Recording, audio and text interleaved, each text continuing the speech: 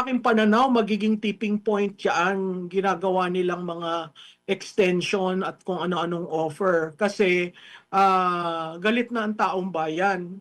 Mas lalo niyong ginagalit dahil isang tao lang talaga ang prino-project nyo sa nakaraan na 4 na taon. Konti lang yung pagitan sa majority at minority, no? At meron pa akong narinig na interview sa dating tagapagsalita ng Senate Impeachment Court na isa sa mga factor daw na nakita niya na dahilan kung bakit napalitan itong si Senate President Tito Soto ay kakulangan sa kakayanan nito. Hindi abogado si Tito Soto at mas akma sa kasalukuyang liderato. Ano po masasabi niyo po dito, Prof?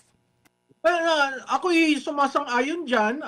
Yan ang aking column nung Martes na nakaraan na sinabi ko doon, oo, si Senate President Soto ay mahaba ang experience, malawak ang experience, pero ibang klase ang impeachment court. Sa impeachment court, ang presiding officer kailangan mag-decide, no? Napakahalaga diyan yung jurisprudence. Ano ba yung jurisprudence? Ito yung mga kaso na pwede mong kunan ng yaman sa pag-rule, no? Na basihan para sabihin, that is out of order, that is a wrong interpretation, we should probably consider it this way. Malaki ang nakita natin sa kasaysayan ng impeachment sa ating bansa. Si Senate President Nene Pimentel, abogado yon. Si Senate President JPE, and really abogado yon. Nakita mo yung yaman ng literature nila to make a ruling. Yun ang kinokol ng presiding officer, that you are able to break the impasse, to intervene when necessary, and to rule. Ang ruling mo is based on jurisprudence. Di ba? So napakahalaga na abogado yan na umupo. Dahil ang vice presidente na nasa saligang batas, ang presiding officer ay ang Senate President. So napakahalaga. Si Senate President Soto, plano niya magkakaroon ng impeachment manager na si Senator Kiko Pangilinan. Sa tingin ko yun ay admittance on his part na he really needs assistance. And how will you be able to rule kung yun ay manggagaling sa iba?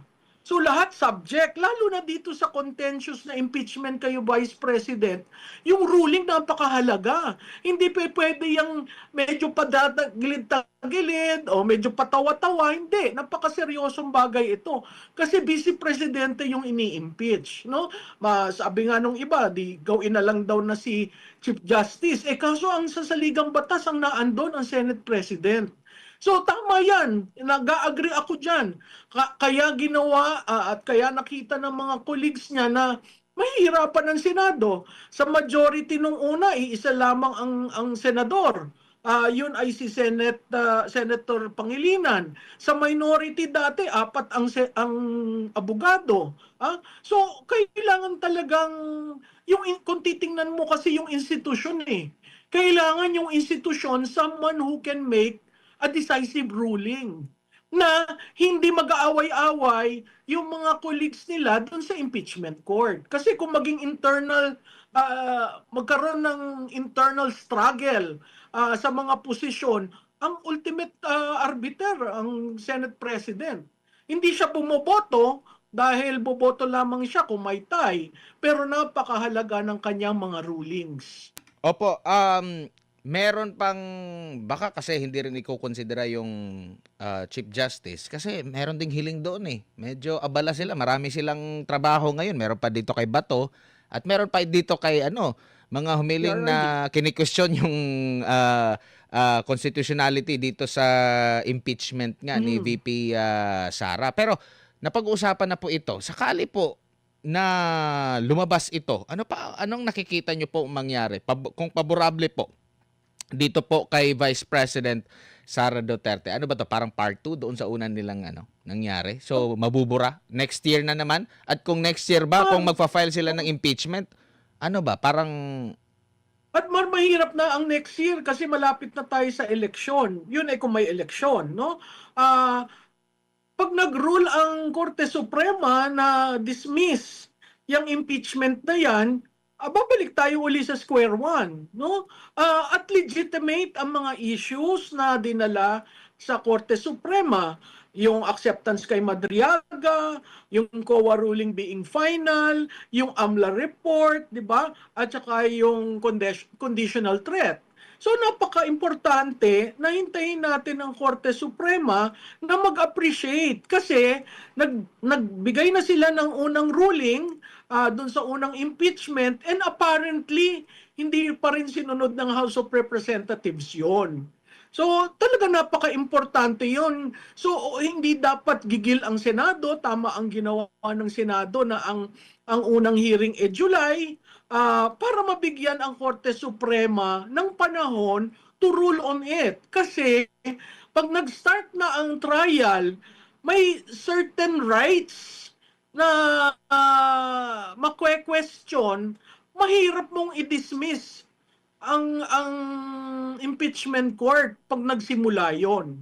Lalong magkakagulo tayo. So, mas siguro dahan-dahan at maging kalmado at hintayin natin ang ruling ng Korte Suprema.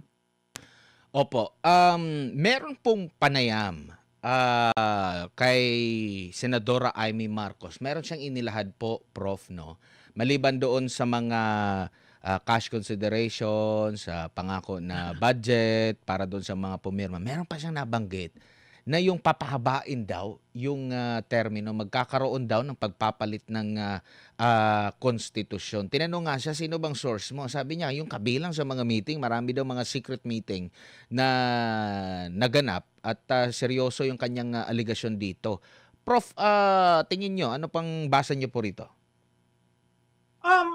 Alam mo, para mo makuha ang desisyon ng mga politiko, lalo na itong 19th at 20th Congress, nakikita naman natin talagang may carrot and stick, no?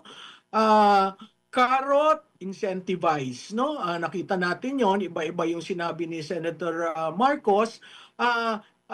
Stick, kaso, no? So makikita mo dito yung pag-extension. Nakakalungkot yun kasi extension ng term at pagtaas ng edad ng pwedeng tumakbo sa presidente. Kitang-kita mo naman na sa parehong panukala ay ayaw talagang hadlang kay Vice Presidente Duterte. Talagang takot na takot sila, no? Pero ako, nakakalungkot siyang inoffer as part of the incentive for you to vote kasi magagalit ang tao. No, isang tao lamang ang ayaw niyong makadesisyon tungkol sa politika at lahat na ng ahensya ng gobyerno ay ginagamit para siya'y sikilin at ilagay sa isang corner. Maling-mali yun, pero kung yan ang rason kung bakit pumirma ang karamihan, sa tingin ko, nanghina rin sila nung nakita nila ang pagpapalit sa Senado. Kasi ang ino-offer nila, mahirap yan matuloy kung walang 16 votes. At ganun rin sa pananaw ko, meron rin kumakalat na may ino-offer na tumakbo sa Vice Presidente si Senate President Cayetano sa administrasyon at meron rin sinasabi na yung ibang may kaso ay hindi nakakasuhan. Sa kagustuhan nilang ma-impeach si Vice President sa Senado. Alam nyo kahit na anong senaryo, mahirap makakuha ng 16. At tatandaan natin yan, ang saligang batas, ang sinabi of all senators. So 24 po yan, kahit alsin nyo yung mga ayaw nyong pabotohin yung mga kung sino-sinong gusto nyong kasuhan, lalabas at lalabas, kailangan may 16. At pag minenos mo ng minenos ang total na 24, ay talagang hindi ka makaka-16. Hindi ko alam kung ano yung mathematics na ginagamit nila, kung may 4 na aalsin dahil sa kaso, paano kung makaka-16 diyan? So, talagang pipilitin ng lahat. At 'pag nakita 'yan ng taong bayan, alam mo, ah sa aking pananaw, magiging tipping point yan ginagawa nilang mga extension at kung ano-anong offer. Kasi galit na ang taong bayan. Mas lalo niyong ginagalit dahil isang tao lang talaga ang project nyo sa nakaraan na 4 na taon. Opo, kasi maraming mga ano maliban dito sa impeachment, alam natin malakas itong si Vice President Sara Duterte. Meron pa dong issue sa muling pagbubukas ng investigasyon. Itong dalawang issue ba na ito, Prof, ay napakahalaga na dapat nilang mapigilan talaga. Kasi dito nakasalalay yung kanilang kinabukasan. Oo, alam mo yang ako'y natutuwa sa desisyon ng kung sino ang magiging head ng Blue Ribbon.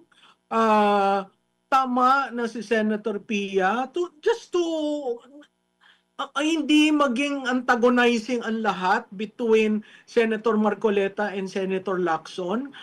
Makikita mo na si Senator Pia is very clinical in her approach.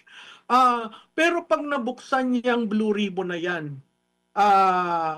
yan ang napakahalaga sa taong bayan. Hindi yung impeachment eh. Para sa akin, napakahalaga ang Blue Ribbon dahil trilyon na pondo ng bayan ang nawala. At hanggang ngayon, hindi natin maintindihan sino ba talaga ang mastermind, no?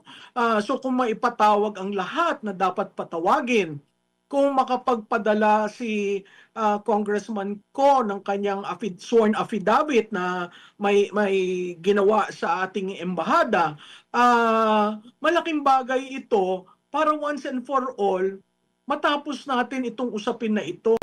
Biro mo mag-iisang taon na yung mahiya naman kayo campaign. Tapos anong nangyari? Hindi natin nakita ang report ng ICI, hindi natin nakita ang report ng partial report ng Blue Ribbon, kaya nga nagkaroon ang ruling ng kaso sa Korte Suprema at sinabi na dapat ipakita, 'di ba hinihinga ng response si Senator Ping Lacson. So maraming itinatago sa atin na hindi yan tunay na accountability. So, pag pinagsabay mo yan, kung ang sinasabi ang Senate hearing ng impeachment court ay July, hanggang June 4 ang sinidya nila, magsisimula ba si Senator Pia Cayetano ng Blue Ribbon itong remaining days, no? Siguro napaka-importante na malaman ng tao kung ano ang appreciation ni Senator Cayetano tungkol doon.